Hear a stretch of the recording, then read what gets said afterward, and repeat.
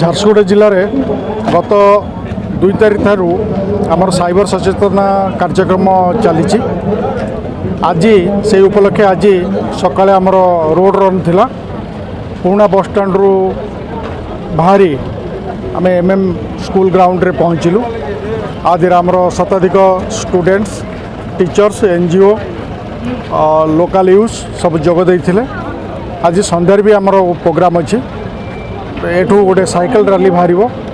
जोटा कि वेदांत टाउनशिप को जीव सिमिलरली प्रोग्राम क्लोजिंग हम 15 तारीख रे से प्रोग्राम आमर झारसुगुड़ार प्रोग्राम क्लोज हो।